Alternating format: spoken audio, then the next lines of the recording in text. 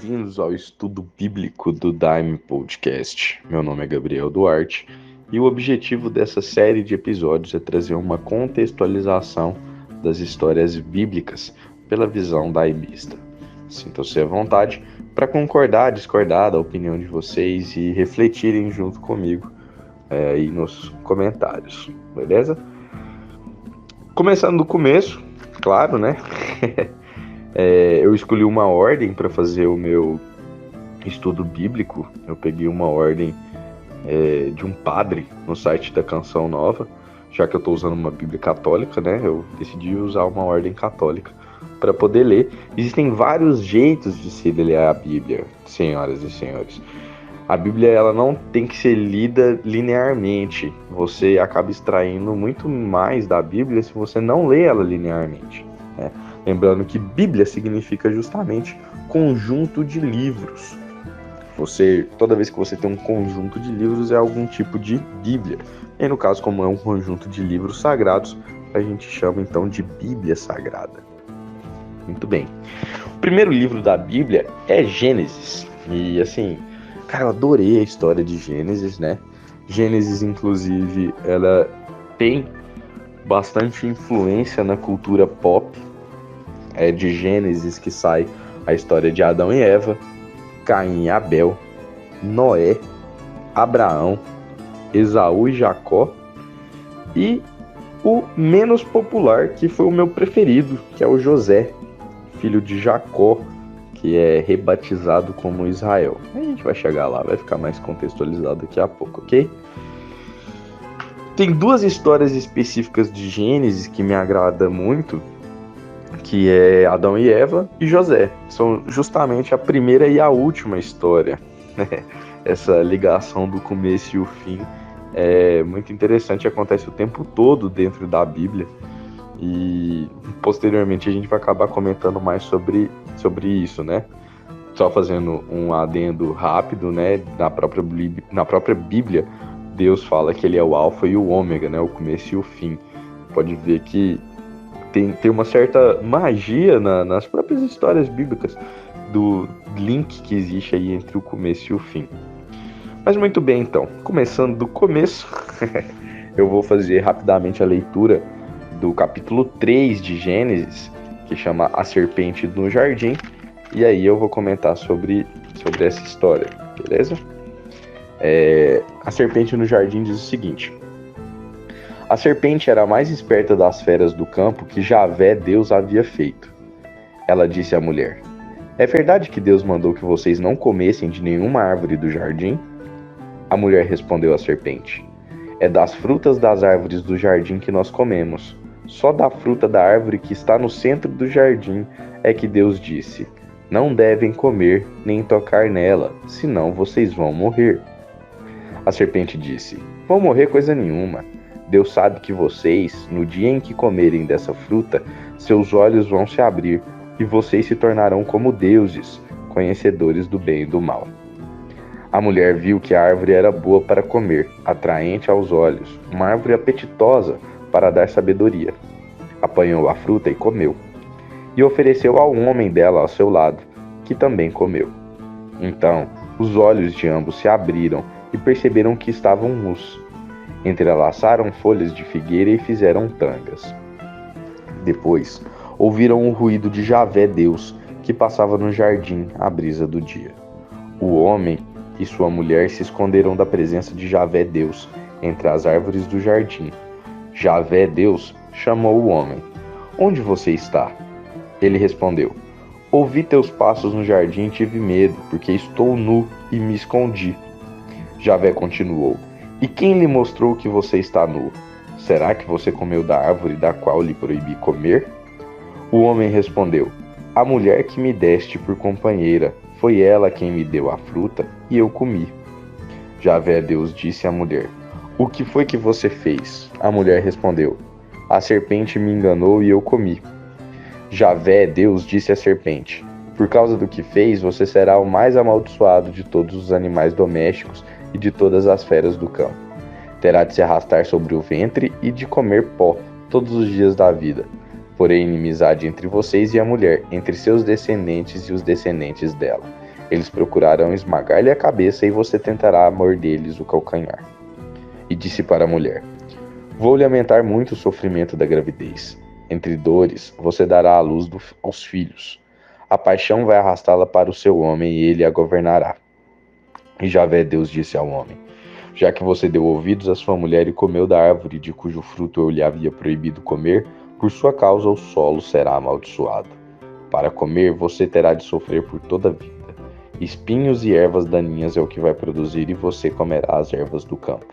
Você vai ter de comer o pão com o suor do rosto, até voltar para o solo do qual foi tirado. Você é pó e ao pó há de voltar. O homem deu à sua mulher o nome de Eva, por ser ela a mãe de todos os viventes. Javé Deus fez túnicas de pele para o homem e sua mulher e os vestiu. Javé Deus disse: O homem tornou-se como um de nós, conhecedor do bem e do mal. Que ele agora não ponha a mão também na árvore da vida, para dela comer e viver para sempre. Javé Deus o despachou do jardim de Éden, para cultivar o solo de onde tinham sido tirados. Expulsou o homem, e ao nascente do jardim de Éden, colocou os querubins e a espada de fogo, para vigiar o caminho da árvore da vida. Bom, essa é a única parte da Bíblia, do Gênesis, que eu vou ler. E eu acho importante ler essa parte aqui para a gente poder fazer algumas contextualizações, alguns pontos específicos dessa parte aqui, que é o que realmente interessa, certo? Quando a gente fala sobre a árvore do conhecimento,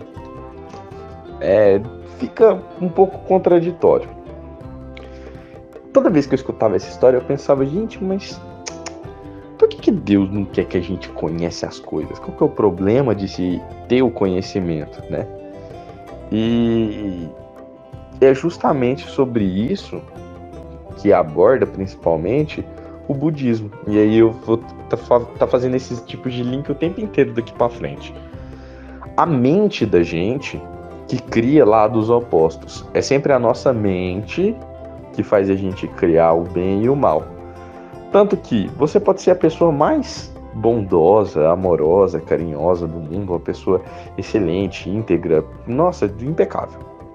Mas você vai ter pensamentos impuros. Você vai pensar merda, se vocês me permitem utilizar aí um leve palavrãozinho. Então, quando a gente fala sobre a árvore do conhecimento, a gente está especificamente falando sobre a nossa mente. Sobre a gente ter sempre essa divisão, essa dualidade na nossa cabeça, né? O bem e o mal, ele não existe realmente. A gente que cria pontos a favor ou contra. Tanto que, se vocês forem analisados dentro de um contexto histórico da humanidade, todas as pessoas que fizeram grandes maldades, grandes atrocidades, elas sempre vieram com uma motivação que parecia positiva. Então, vamos pegar o nosso nosso exemplo mais recente na história, que é o nosso queridinho, que a cultura pop mais adora demonizar, né? Que é o Adolf Hitler. O Hitler, ele traz uma ideia de fazer a Alemanha crescer. E ele faz a Alemanha crescer, ele faz a Alemanha virar uma potência em pouco tempo. Obviamente, se você for estudar a história, você vai ver que ele pilhou as riquezas dos judeus que viviam na Alemanha e usou isso de combustível para que tivesse um crescimento rápido ali da Alemanha. Se você for ver, ele cometeu muitas atrocidades, e é inegável as atrocidades que Hitler cometeu. Mas ele tinha uma boa motivação. Hitler era cristão, meus amigos. Ele vinha com aquela vestimenta, aquela maquiagem, né, de ser um homem do bem. Ele era um homem que protegia os animais, ele era vegano. Então, assim, nem tudo que reluz é ouro, mas todo ouro reluz. Então a gente também não pode descartar isso. E quando a gente fala sobre o demônio, sobre o diabo, né? O diabo, ele é um anjo. Ele não é feio, ele é bonito.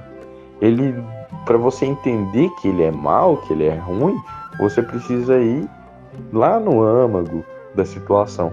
O mal, ele nunca se apresenta de um jeito negativo, ele sempre se apresenta de um jeito positivo. Quando fala sobre a árvore do conhecimento, a gente está falando sobre a mania que o ser humano tem de pensar demais. Pensar demais é um problema. A mente da gente trabalha contra a gente o tempo todo, se você deixar ela se dominar, né? Como assim? A nossa mente, ela é muito boa e muito efetiva para a gente adquirir conhecimentos científicos, por exemplo, para a gente aprofundar dentro do conhecimento da matemática, da química, da biologia, né? Quando a gente está querendo algo objetivo, viver não é objetivo, viver é subjetivo, a gente sente. Por exemplo, o próprio sexo em si, se você pensa na reprodução sexual de uma forma biológica, ela é tosca. É simplesmente uma penetração de um membro do corpo dentro de outro membro de outro corpo. Mas a gente sabe que não é isso. A gente sabe que no fundo, amor é o quê? Poesia, amor é música, amor é dança. Mas amor também é bioquímica, amor também é biologia. Tudo tá ligado. A gente tem a parte objetiva e a parte subjetiva. O que a gente tem que saber utilizar é a parte objetiva ao nosso favor, sem deixar de lado totalmente a nossa parte subjetiva. Muito bem, senhoras e senhores, essa é a minha observação sobre essa parte de Gênesis, né? E eu não vou nem entrar na questão do masculino e do feminino aqui nessa parte, porque sinceramente não importa, não faz diferença. Adão e Eva, você pode tirar muitas conclusões dessa história. E toda vez que você tira uma conclusão que serve como uma lição positiva para sua vida, que vai agregar positivamente, você está lendo a Bíblia certo. Se você já está levando a Bíblia para um lado literal para subjugar, para se impor, aí você já está dando ouvidos ao ego. E aí é a serpente falando no seu ouvido, né? Veja como a serpente seduz a Eva. E é isso aí. Essa é a parte inicial de Gênesis. Agora, a segunda história de Gênesis que eu gostaria de comentar é a história de José. Se vocês forem ler Gênesis, vocês vão ver que tem uma ordem cronológica. Por algum motivo, os judeus gostam muito dessa questão de genealogia. Eles realmente acham que é muito importante de quem que veio antes de você. Então acaba que eles têm um registro muito profundo disso. Nossa, quando você chega entre Abel e Noé... Desculpa, perdão, Abel morreu, né? Depois de Caim e Abel vem a história do Sete, e aí entre eles tem 10 gerações antes de Noé. Aí ele fala, fulano, filho de ciclano, filho de fulano, filho de tetrano, filho de... Gente, isso não vai fazer diferença nenhuma na sua vida. Porque a Bíblia, ela não é só um texto sagrado, ela não está só trazendo uma história profunda, bonita. Ela também está trazendo um contexto histórico, porque a Bíblia também é documentação. Por isso que muitos teólogos acabam virando ateus. Você vai para um estudo bíblico, você tem em mente que você está lidando com registros históricos, realmente a Bíblia vira um documento. Não tem significado, valor sagrado nenhum. Agora, se você ler a Bíblia com o seu coração, você vai conseguir extrair as mais belas e profundas lições possíveis. Se você quiser levar a Bíblia para o lado literal, aí você vai virar aqueles radicais babacas que ninguém curte. E essa é a verdade. Bom, vamos para a nossa segunda história, que é a história de José. Seguindo então a linha dos judeus, Abraão é pai de Isaac, que é pai de Esaú e Jacó, e Jacó, que é depois rebatizado de Israel, é o pai de José e o último dos homens até a sua história contada no livro de Gênesis. A história de José é muito legal, muito legal. Nossa, eu fiquei assim impressionado de nunca ter escutado essa história antes, porque a cultura pop, ela traz muito mais os outros, né? Adão, Caim, Abel, Noé. Nossa, Noé nem se fala, todo mundo cansado de escutar a história da Arca de Noé. Vamos lá então, história de José. José, ele foi o primeiro primogênito de Isaac, ou Israel. Perdão, José foi o primeiro primogênito de Jacó, que depois é batizado de Israel. Eu vou chamar só de Israel para eu não confundir os nomes, beleza? Que é nome demais nessa Bíblia. Então, o que que significa? José era filho da esposa de Jacó. Ele tinha outros filhos, mas eram filhos das suas concubinas. Vocês precisam, agora vamos lançar aqui uma parte de história, né, da Bíblia. Antigamente, os homens, eles tinham que ter muitas mulheres, porque o grande objetivo era a reprodução. E quanto mais filho você tinha, melhor, porque você tinha pessoas para trabalhar com você. Então, você vê que ali o começo da Bíblia objetifica demais a mulher. Demais, demais, o tempo inteiro. E tem uma valorização extrema nessa questão de ter filho, muito filho, muito filho, porque filho era sinal de riqueza. E o primogênito era sempre o filho mais velho da esposa. Então o homem tinha filhos com concubinas, mas o primogênito, quem herdava mesmo o nome, os bens, etc., era o primogênito. José era o filho mais jovem dentro de 11 irmãos. Isso mesmo. E aí os irmãos dele tinham inveja dele, porque eles sabiam que José ia herdar tudo. Só que o que acontece? A esposa de Israel tinha muita dificuldade para engravidar. Então José era o único filho que eles tinham. E Israel amava demais José. Ele era o filho mais importante porque ele era o primogênito, né? A história de José é a seguinte: ele vai de encontro aos irmãos dele no deserto. Isso quando ele é jovem, ele tem uns 17 anos. E aí os irmãos dele começam a tramar a morte dele. Então, um dos irmãos dele, salvo engano, aí vocês podem ficar à vontade para ler a história, Rúben diz para os irmãos: a gente não deve matar o nosso irmão, não vamos sujar as nossas mãos de sangue, mas vamos jogar ele dentro de um poço. Que ele fica lá no poço, ninguém suja as mãos de sangue e fica por isso. E aí os irmãos concordaram. Só que Rúben não queria, não era essa a intenção do Rúben. O que ele ia fazer? Ele ia jogar o irmão dele no poço. Quando os irmãos dele saíssem de perto, ele ia resgatar o José e levar ele de volta para casa. Só que o que aconteceu? Quando o Rúben saiu de perto para poder organizar o resgate do José, um dos irmãos, que é o Judá, também, salvo engano, a minha memória às vezes pode falhar aqui, mas se vocês quiserem conferir aí, fica à vontade. Não sou teólogo, beleza? Judá fala assim: ao invés de deixar ele aí no poço, vamos vender ele como escravo. Tinha uma caravana passando por eles, uma caravana que ia até o Egito. Então eles venderam José como escravo por 20 moedas de prata.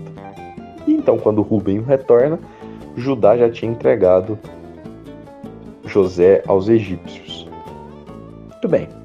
Então José vai até o Egito e lá ele é vendido como escravo para um eunuco chamado Putifar. Ele era chefe da guarda do faraó. José, ele é um homem muito abençoado. Deus está ao lado de José o tempo todo. Então, Deus não deixa José morrer pelas mãos dos seus irmãos. Deus faz ele ser vendido a Putifar, que era um eunuco. Só comentando aqui, eunuco, a noção que eu conheço de eunuco são homens que têm os seus membros sexuais tirados, né? Isso é o que eu entendo por eunuco, ok? Enfim, como Deus estava sempre do lado de José, ele foi muito abençoado, e aí Deus abençoou as coisas de Putifar, dava tudo certo. Ele era um escravo, ele era um hebreu, né? Escravo. Nessa época, esse povo é denominado hebreu, é o nome do povo judeu. Antes deles adotarem o nome judeu, eles são chamados de hebreus. Então ele era um hebreu, escravo de Putifar, e era isso, ele era tipo o governante, assim, tem a governanta, né, que é a que toma conta da casa, ele era tipo o governanto do Putifar. Só que José era um homem jovem, bonito, e a esposa de Putifar cresceu os olhos no José. Agora fica aí, né, essa questão, né, fica essa pensamento aqui na minha cabeça. Potifar, se ele era um eunuco, não faz muito sentido ele ter uma esposa, mas beleza. Pode ser, né? Não é por causa que ele não tem um órgão sexual dele que ele não poderia ter uma esposa. Ou às vezes eunuco tem um outro significado aqui na Bíblia, vai saber. Eu sei que a esposa de Potifar quis se deitar com José e José se recusou. E um dia, ela estava sozinha em casa, ela se despiu à frente de José e José deixou ela segurando as roupas dela e só fingiu. Fez a egípcia, né? Fingiu que nada estava acontecendo, meteu o pé. E aí ela, quando o Potifar chegou, ela disse que o José tentou agarrar ela e que ela gritou e o José fugiu. Falou assim, aí, olha o que seu escravo hebreu fez comigo. Porque ela tava com raiva, né? Já que José se recusou a deitar com ela. Potifar ficou griladão. Faz sentido, né? Você vai acreditar no escravo ou você vai acreditar na sua esposa? E mandou o José pra cadeia. Só que, de novo, né? Deus sempre está do lado de José. Ele nunca abandona José. Quando José vai pra cadeia, logo logo ele ganha destaque na cadeia e vira o principal ajudante do chefe da guarda da cadeia. Então ele ganha privilégios, ele tomava conta dos outros presos. Um dia ele estava lá e ele escutou o copeiro e um padeiro tinham sido presos. Copeiro e padeiro do faraó. E aí ele escuta o sonho do copeiro e interpreta o sonho do copeiro. Ele diz pro copeiro que em 3 dias o faraó vai perdoar ele, ele vai voltar pro posto dele. E aí o padeiro pega e pergunta pro José o significado do sonho dele. E aí José diz também a mesma coisa, daqui 3 dias o faraó vai te ver. Só que aí no caso do padeiro ele disse que ele seria morto. E em 3 dias isso realmente acontece. O que o José pede ao copeiro? Ele fala assim, depois que você sair da prisão, você for perdoado e tomar seu posto de novo, não se esqueça de mim. E aí depois que passam esses 3 dias, o faraó realmente perdoa o copeiro, ele volta para a posição dele, e ele realmente condena o padeiro à morte e ele é enforcado. Só que o copeiro ignora simplesmente e finge que isso nunca aconteceu. E isso aí passam mais 2 anos do José na cadeia. Até que chega um dia que o faraó tem um sonho e ninguém conseguiu interpretar esse sonho. O sonho do faraó é o seguinte: 7 espigas brotavam do mesmo talo, cheias de grãos e bonitas. Depois delas, nasceram 7 espigas mirradas e ressequidas pelo vento oriental. Em seguida, as espigas mirradas engoliram as 7 espigas granuladas e graúdas. Antes desse sonho, ele tinha tido um outro sonho. O sonho dele é que ele estava de pé junto ao rio Nilo e viu subir no Nilo 7 vacas bonitas e gordas que pastavam nos juncos. Depois delas subiram do rio outras 7 vacas, feias e magras, que se puseram ao lado das primeiras na margem do rio. Então as 7 vacas feias e magras engoliram as 7 gordas e bonitas. Ninguém foi capaz de interpretar esse sonho do faraó. E aí o copeiro se lembra. E ele diz ao faraó, olha, eu preciso confessar um pecado. Quando eu estava preso, eu conheci um homem que era capaz de interpretar sonhos muito bem. E eu nunca falei nada pra ninguém, sendo que ele pediu pra eu não esquecer dele, mas agora eu tô falando dele. E o faraó pega e manda chamar José. E José interpreta o sonho do faraó. Ele diz assim, bom, Deus está te falando uma mensagem muito clara. Você vai ter 7 anos de fartura e depois você vai ter 7 anos de extrema escassez.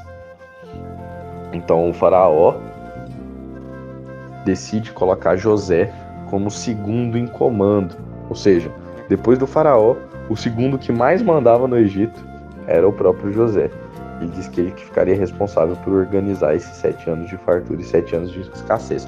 José era um homem muito abençoado. Deus sempre esteve do lado de José. Então dá tudo certo. Nesses 7 anos de fartura, eles conseguem fazer uma reserva muito boa de grãos.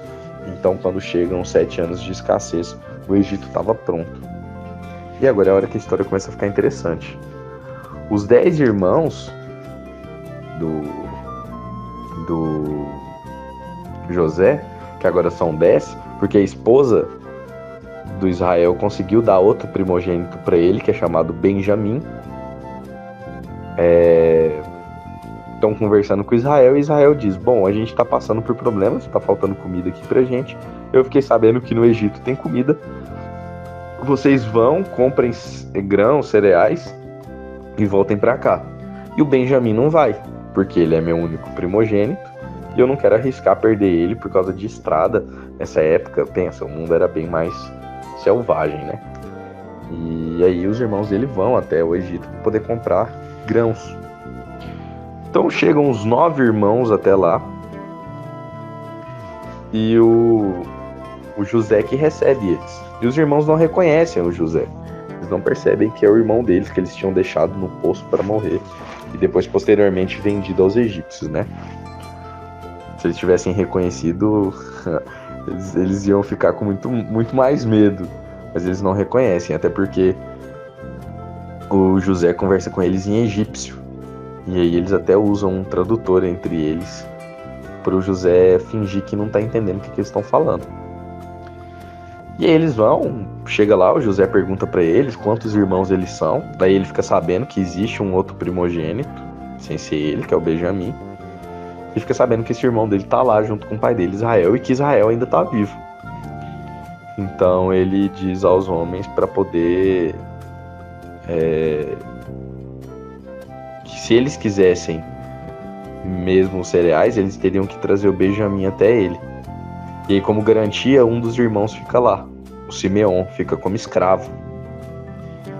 Então eles partem, eles vão embora. Quando eles chegam até o pai deles, Israel, eles contam o que aconteceu.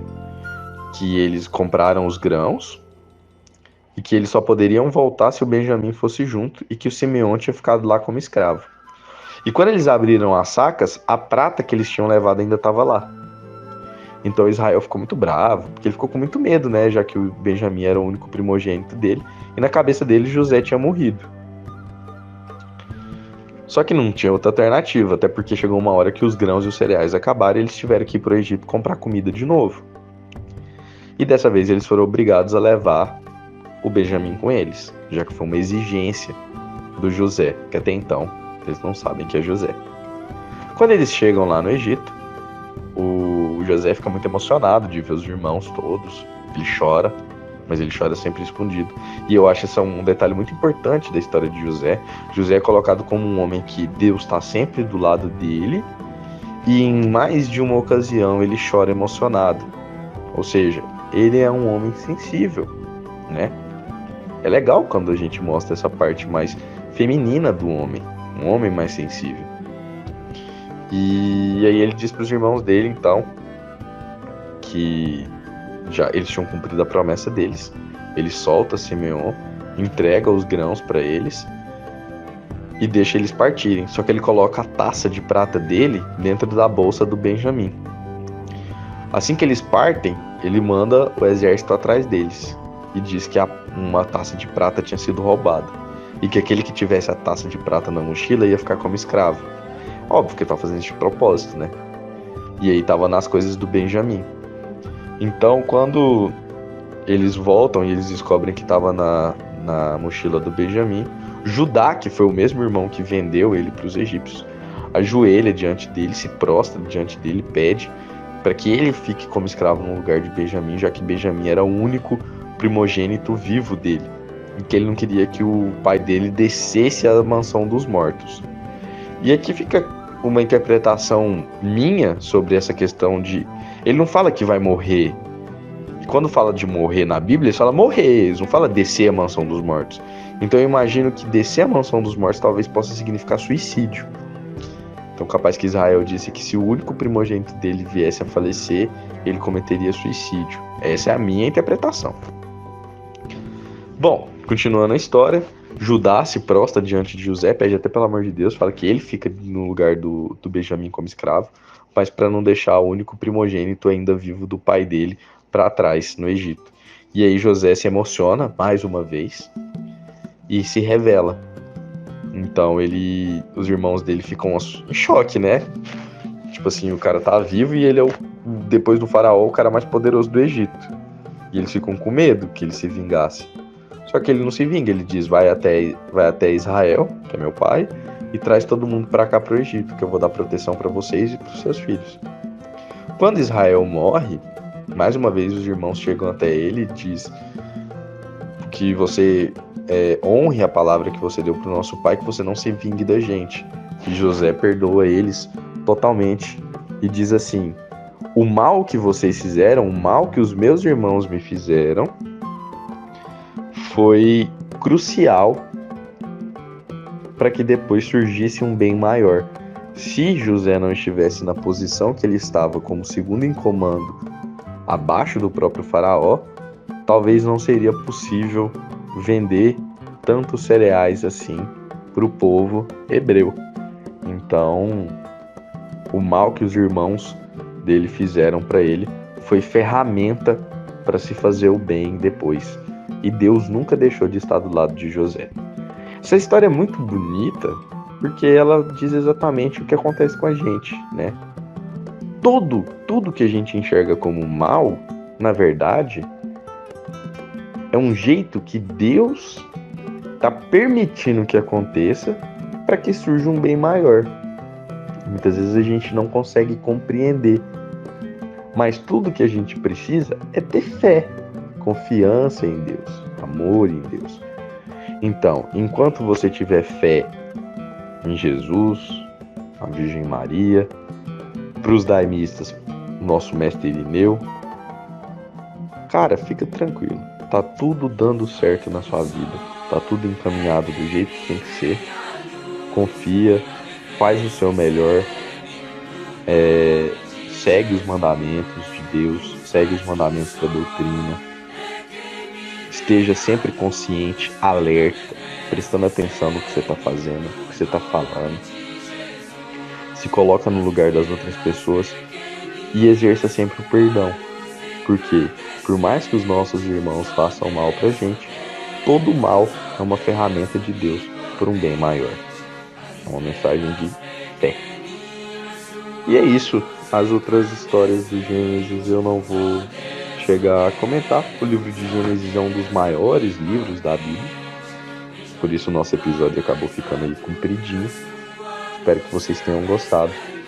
E a gente se encontra aí no nosso próximo livro. Muito obrigado pela sua audiência. Meu nome é Gabriel Duarte. E fiquem à vontade para curtir, comentar, compartilhar, dar força aí para o nosso canal Dime Podcast. Beleza? Um abração, fiquem com Deus e mantenham sempre a fé de vocês viva dentro dos seus corações. Um abraço.